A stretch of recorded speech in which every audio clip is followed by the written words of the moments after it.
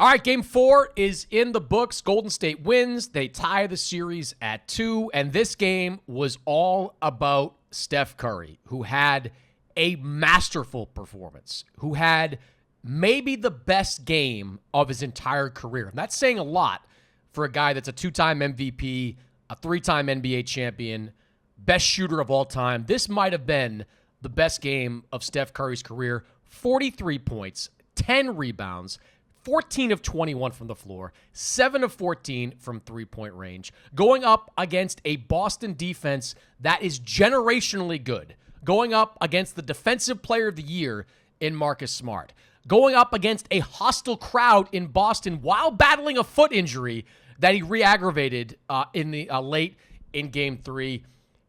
Line it all up. This was a great game and maybe the best game of Steph Curry's career in a game that Golden State absolutely had to win. I mean, they weren't officially going to lose if they go down 3-1, but there was no chance. They were coming back to beat Boston down 3-1. Now it's 2-2.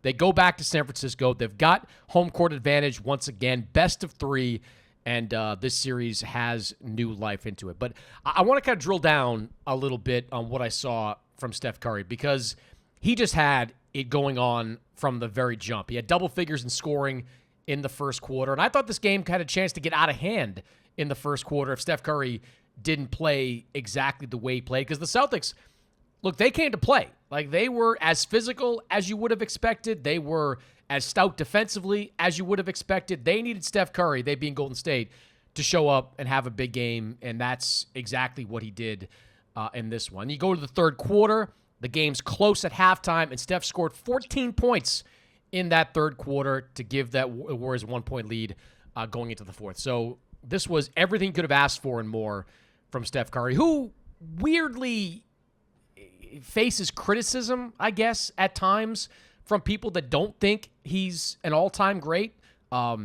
He's often and almost universally known as the best shooter of all time, but sometimes you hear these sort of quirky debates about whether Steph is an all-time great. I mean, Tracy McGrady, a recently inducted Hall of Famer, he came out this week and he said, look, you can't consider Steph an all-time great, at least not when compared to Kobe Bryant and Magic Johnson and Michael Jordan. So he became kind of the latest to tweak Steph a little bit, to give him a little bit of something there, as he was talking about Steph and his place in history. A game like this just adds another page to that resume. Steph was remarkable from start to finish. But there are a couple things I want to get into in this game.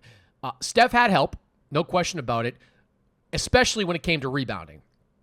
Rebounding was a problem for Golden State in Game 3. The Celtics, I think they had a 16-rebound edge in Game 3. Golden State in Game 4, they out-rebounded the Celtics 55-42. That was a huge factor in this game. Steph had his 10 rebounds, but Andrew Wiggins, he came out and had 16 boards in this game. Draymond Green had, 9 rebounds in this game. They were able to match the intensity, to match the force of the Celtics and play as physical as they do. That rebounding number was huge for Golden State. I mentioned Draymond Green.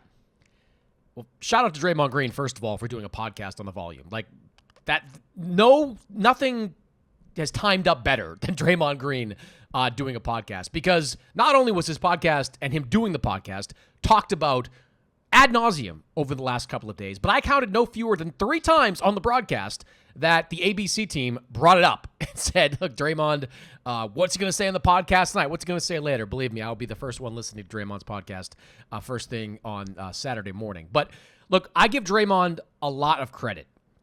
He struggled with his shot once again in this game. He was 1 for 7 from the floor after going 1 for 4 in Game 3. But he didn't let that prevent him from contributing in some other ways. 9 rebounds, 8 assists.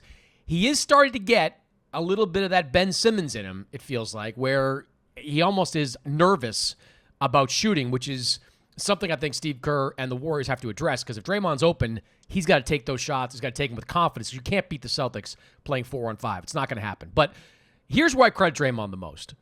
Middle of the fourth quarter, Steve Kerr benches him. Basically benches him. Starts to play a little offense, defense, and leaves Andrew Wiggins in the game in favor of him. Leads Jordan Poole, Kevon Looney in the game in favor of him. We'll get to Looney in a minute. I thought he also played really well. But Draymond's sitting on the bench midway through the fourth quarter. And you know he had to have been steaming at that moment. I mean, this is one of the best defensive players of this generation, a invaluable piece to what Golden State does on both ends of the floor because his facilitating offensively is a big part of their success. He sits on that bench middle of the fourth quarter, and he's got to be heated. But he stays mentally checked in. He stays focused. And with about 3 minutes to go, he came back into the game. And at one point, about a minute plus to go, the Warriors had a 3-point lead. Klay Thompson misses a three. Draymond grabs the offensive rebound and finds Looney for a layup. That was the ball game right there. That was it. If the Celtics had grabbed that rebound, would have had a chance to tie. You know, you don't know what the momentum would have taken them there. But Draymond gets that rebound, finds Looney, gets a layup. Tremendous play. And a real credit to Draymond for staying locked in and being ready to contribute in that moment. So the Warriors, they needed this one badly. They got it. Steph played great. And now we go to Game 5 in San Francisco. And I really don't know what to expect in this Game 5. The Celtics, they're really good after they lose. They're undefeated in these playoffs after they lose, 7-0. And they're a better road team than they are a home team. Like, it's kind of inexplicable how much better they have been on the road. They already have one win in San Francisco, and they might have come away with two if they didn't have that third quarter meltdown in Game 2 last week. So I think the Celtics are going to play really well. I think the key for Golden State in winning Game 5 and winning this series is making sure that everybody else shows up. You know Steph's going to show up. Like, he's got that in his DNA. He's going to have big games, and he's probably going to play really well in Game 5. But they need Klay Thompson to crack 20 points. They need Jordan Poole to shoot efficiently. They need somebody else off that bench to give them a surprising amount of production. They need Looney to play well. Looney, speaking of being locked in, Looney was benched to start the game. Otto Porter Jr. started the game as Steve Kerr decided to go small to try to match up more with the Celtics. That didn't work at all. Otto Porter only played about 15 minutes. Looney comes in, and he has, 6 points, 11 rebounds. Steve Kerr said after the game he kind of lamented not playing Looney enough in Game 3. He played him 28 minutes in Game 4, and Looney absolutely delivered. He was a plus 21 on the game. That was the best number for Golden State in this game. So credit to Kevon Looney for staying locked in as well. But they need all those guys to show up because the Celtics, I still maintain, have more ways that they can win than Golden State do. Golden State needs Steph Curry to play like the MVP. If he doesn't, they're probably going to lose one way or the other. The Celtics, they've shown they can get away with bad games from Jayson Tatum, with rough shooting nights from Jaylen Brown, with no shows from Al Horford. Like, they've shown they can survive some bad games from some of their key players. The Warriors need to be able to survive a less than stellar Steph Curry game. That means guys like Thompson, Poole, Draymond probably shoot the ball a little bit better in Game 5. They've got to show up on the offensive end. So I don't know which way this series is going to go. The Celtics defense, it does travel. It plays really well on the road. So if they can just find a way to get the rebounding numbers back in their direction and stop turning the ball over. 16 turnovers for the Celtics in Game 4.